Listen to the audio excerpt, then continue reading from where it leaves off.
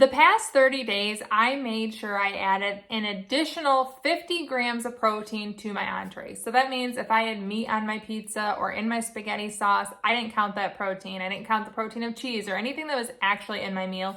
But I made sure I added 50 extra grams of protein, and we're gonna talk about how I feel 30 days later. Before I get into the before and after and show you any physical transformation or weight loss that may have occurred, that'll be at the end of the video. I'm gonna talk to you what I'm gonna take away from this experiment and how I will change going forward.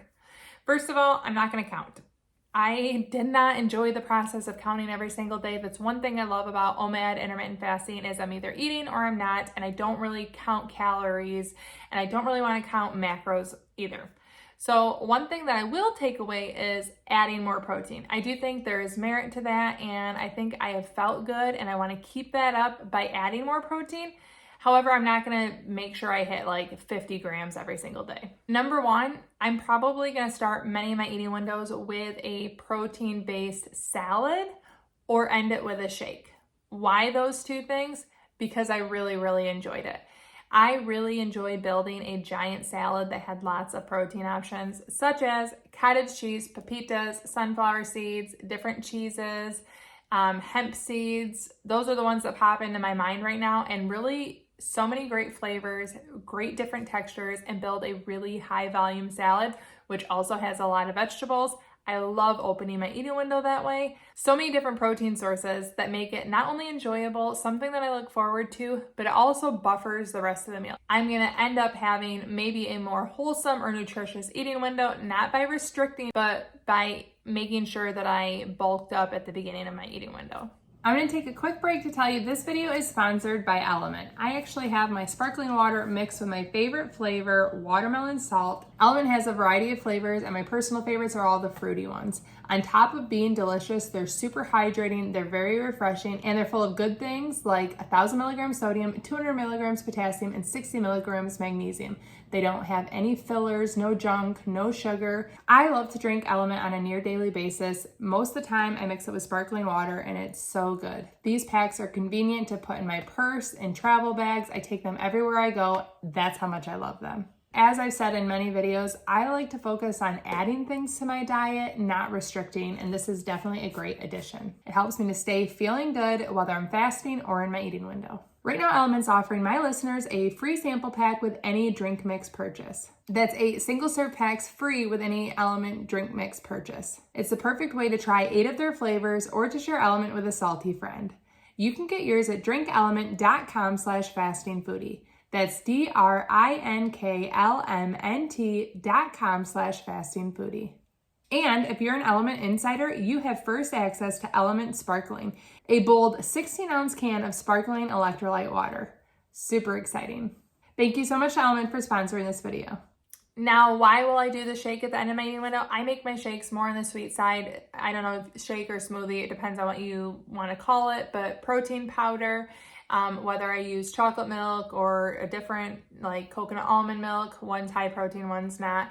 The PB2 powder, hemp seeds, chia seeds, Greek yogurt, and then other things that aren't even protein related, but spinach.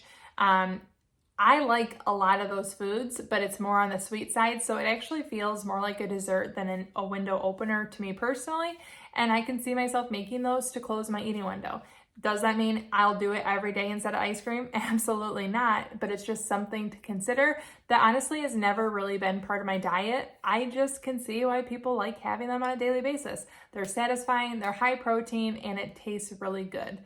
So I've actually made a few recipes that I really like, and I'm gonna share those with you. One of my literal favorite ways that I ate protein over the past 30 days was I had leftover steak with blue cheese on top and hemp seeds, and I ate that with steamed broccoli. It was all leftovers, but it was so good. If I could have steak with blue cheese and hemp seed every day to open my eating window, I think I would. That would just be kind of expensive, but I did really enjoy that. My favorite thing about this 30-day process wasn't weight loss or transformation. It was getting me to think outside the box, challenging myself to think of what different ways I can get protein. And I tried a lot of different things, and I found things I really loved, like the salad and the protein shake and the steak with blue cheese, and then things I didn't like. I still don't like protein bars. I didn't really like lentil crisps. They're okay, but it's not something that I'm gonna grab for. I really love cheese, so that was easy to eat. And I think, okay, you don't have to pull my arm to get me to eat more cheese. Thinking of things that I naturally like, cheese, pistachios, and adding more into my diet is just something I'm gonna try to be more conscious of. When I can add foods that I love, that are doing good things for me, I'm all about that. Now let's see if there's any physical difference. Honestly, I haven't even tested it yet or put them side by side. I haven't gotten on a scale yet. And if I had to guess, I don't really think there's gonna be a huge physical transformation. Let's talk about results. I have a little bit of a cold. I'm sorry about that, but today is May 1st. I did 30 days of adding 50 grams of protein, not counting my entree. That was a lot of counting, and I'm done. I just weighed myself and I was surprised. I actually gained 4 pounds from day to day. Now, I don't weigh myself on a daily basis. So April 1st to May 1st, I'm up 4 pounds. I wish I did some sort of a DEXA scan to know if I lost fat, gained muscle, but I don't have anything of that to share with you. What I do have to share with you is I have a pair of jeans that I wear regularly and they feel loose by comparison. I wear them all the time. So based on that, I actually thought maybe the number would go down. I haven't weighed myself consistently or regularly for years, so the number really doesn't matter to me. This is a really quick add-on clip as I'm editing my video. I weighed myself May 1st, and that's where I saw the 4-pound increase. Today, only 2 days later, after I had a down day, yesterday I didn't eat at all. Today is just an up day. I weighed myself this morning and it was 9 pounds less than I was 2 days ago. Part of that has to do with my cycle. I did start my period 2 days ago. I'm still on my period. I don't give a ton of stock anymore to the weight because I feel really good. My clothes are fitting and that stuff is important to me. But it's just crazy because I'm telling you I have a 4-pound gain, but then 2 days later, it would be a 5-pound weight loss. 9 pounds between the 2 days. That's why I don't weigh myself daily. I really like to rely on feeling good now, enjoying this lifestyle, and my clothes fitting. That's honestly where the importance lies.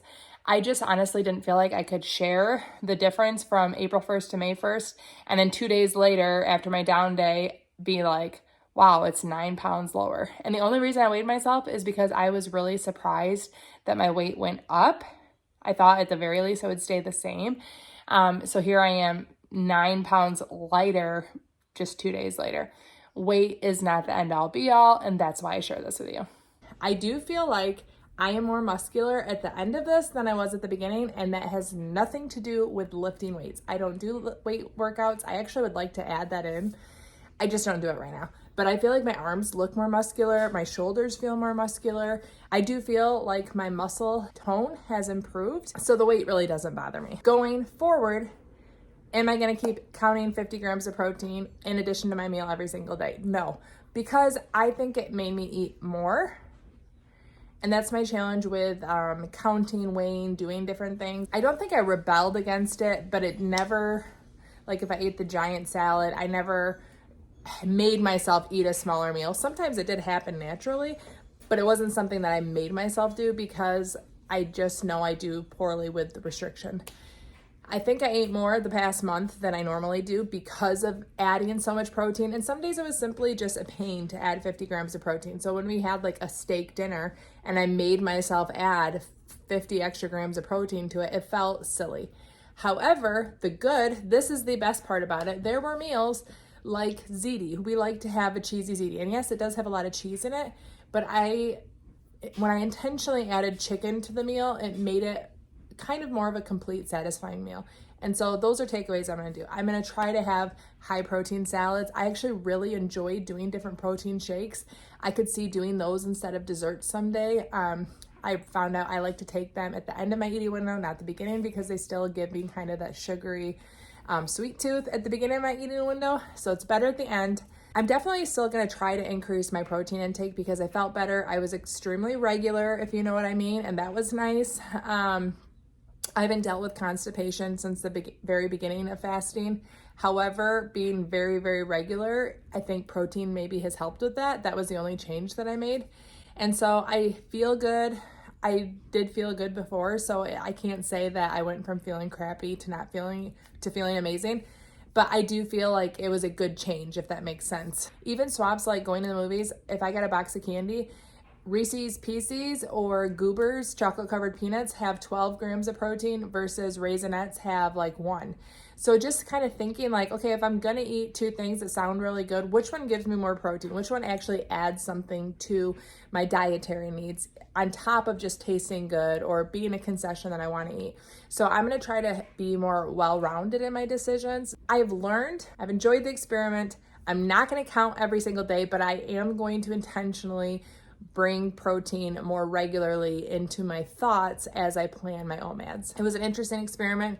I don't know physically if I see any differences side by side. I did feel like my muscles looked bigger on my shoulders and my arms. Otherwise, physically, I feel like I looked kind of the same. Tell me, did you see a 4-pound weight gain? Did it look any different to you? I'm curious. Again, this was 30 days of adding 50 extra grams of protein on top of my entree of my one meal a day. I did it, salads, shakes, all the different things. And if you want to know how I prepped for this challenge, you can watch this video right here. Thank you so much for watching. Ciao and ciao.